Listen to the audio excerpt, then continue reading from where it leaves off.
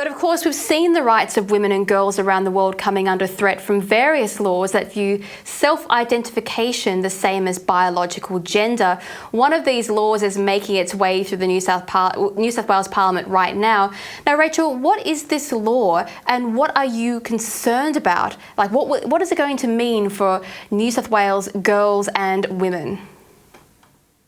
So the particular law or reform that you mentioned in relation to sex self-ID is just one aspect of a bill introduced by independent MP Alex Greenwich in August last year, ironically called the Equality Bill.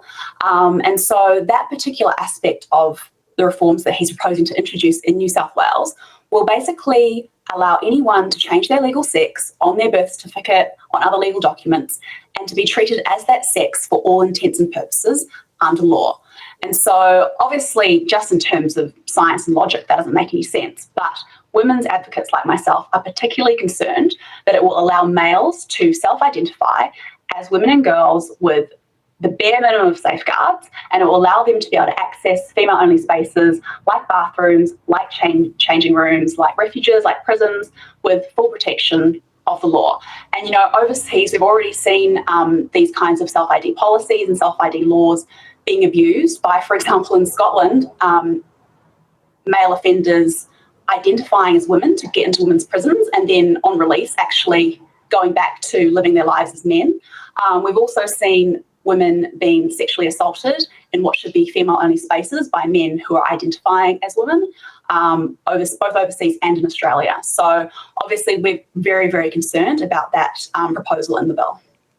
Well, not only overseas, this week we saw swim brand Rip Curl join the ranks of companies who choose transgender women, aka biological men, to represent their brand instead of women. Now, whether it's a brand deal or fairness in sporting competition, women feel that they are either being replaced or destined to give up their podiums to men. Now, I've heard it said by critics that these self-ID laws are all about fairness and equality.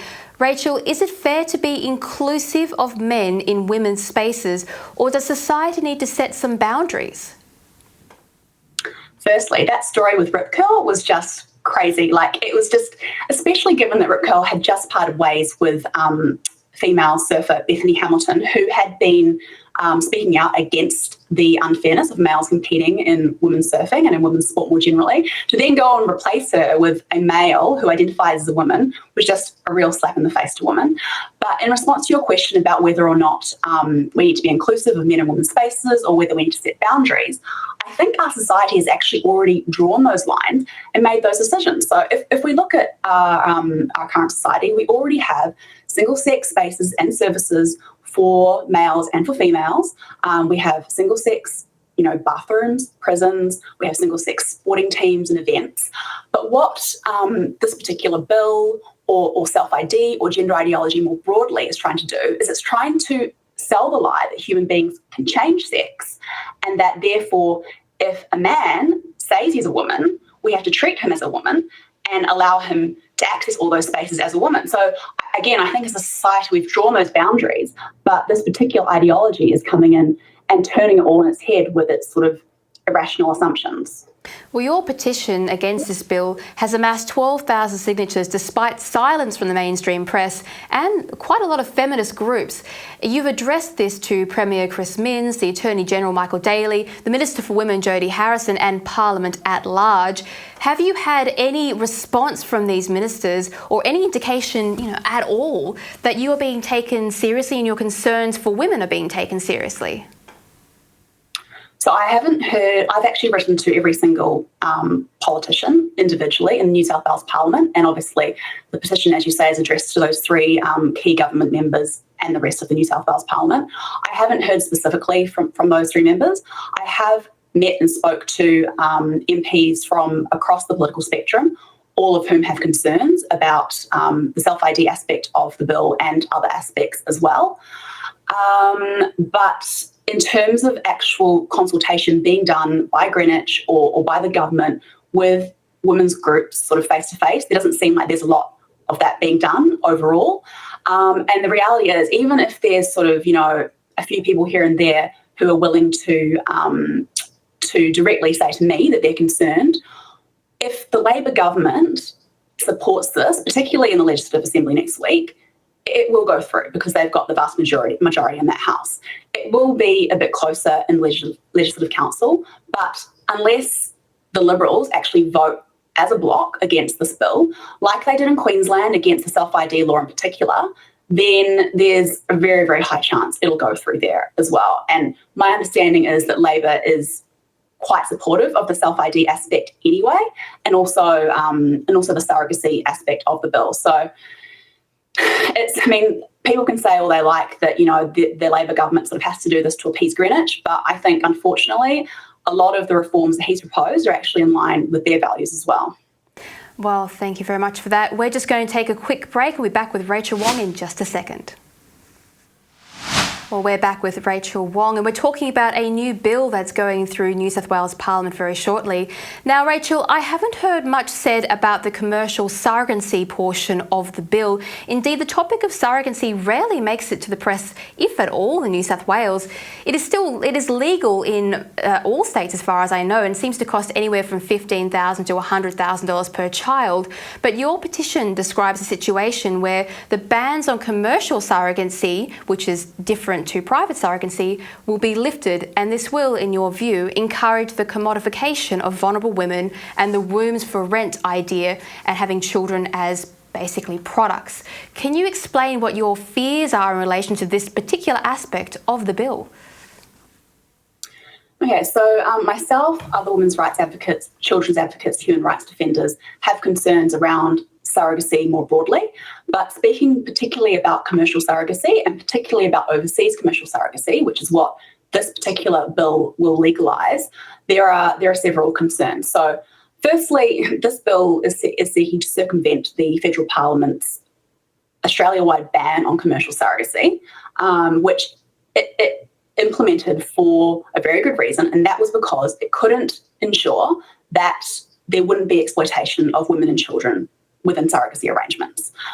Several states actually allow people to go overseas to engage in surrogacy arrangements. New South Wales is not one of those states, and Alex Greenwich is trying to make it so that it is. And so what I'm particularly concerned about with the overseas commercial surrogacy aspect is that it will allow New South Wales residents to go overseas, particularly to poor and disadvantaged countries, and to hire the wombs of women over there and to buy children, basically, from those women. Surrogacy, commercial surrogacy is not something that rich women tend to engage with. It's women who are, struggling to feed their families, come from backgrounds of disadvantage, exploitation, and so on. And so I'm particularly concerned about the exploitation of women in those countries. And I think, there have been so many stories, like even over the past sort of 6 to 12 months, places like Greece, like Ukraine, where it has been shown that exploitation of surrogates is taking place. And there were several stories last year where, Australians had been going to these clinics and it had been shown that actually there was trafficking going on, there was exploitation of the surrogates who were in the clinics and all of that. So I think to encourage that kind of practice, knowing that these things are happening, I just think is really, really shameful. Well, it sounds almost as if there is a fear this will open up some kind of child trafficking operation that exploits these poor and vulnerable women, and not to mention questions about what happens if there's something wrong with the child, or if the child is ill and the mother can't the person who organised for the child to be born doesn't want to take the child, or what does that woman then do with that child? Are we going to end up with a whole new class of orphans coming out of this? What happens to the mother of that child if they're injured during childbirth? There's so many things that could go wrong, and I can understand why there would be a problem with this. Is there any sort of perception that you've heard of in the community about how they feel either way? Are people pushing for this to go through, or is this a surprise to you to find it in the bill? Look, all of these aspects of the so-called equality bill were not things that were talked about in the election. So they're not things that people knew about or necessarily interested in. Of course, there are always going to be people campaigning for certain elements, but I don't think that there's a majority by any stretch of people campaigning for commercial surrogacy. I think, if any, it's a very small minority. Yeah, it's not something I've heard people marching on the streets of Sydney about, or even in normal dinner room conversations. You've never really heard it brought up. It's strange that it's now at the forefront of this bill. But the demands contained in the bill, which include the introduction of self-ID, the deregulation of prostitution, removing bans on commercial surrogacy, as we talked about, and changes to the way children can identify their gender. Where is this group of ideas coming from? Because the average woman they're not standing there screaming to have men allowed into their change rooms. If anything, women are quite put off by the idea that their spaces, which they've enjoyed for so many years, are suddenly being infiltrated by men. Why is this happening now? Why are we seeing bills like this come through? Is there a change in the ideology? I think there's so much that could be said about this. I think there are a lot of troublesome ideologies floating around the place. I think there is this kind of distorted notion of freedom that, freedom is basically license and we should be able to do whatever it is possible that we can do in terms of what we want. I think that gender ideology is obviously something that's embedded itself within Australian society as well as worldwide, which, as I mentioned earlier, is this notion that gender is more important than biological sex. Anyone can be any gender they choose.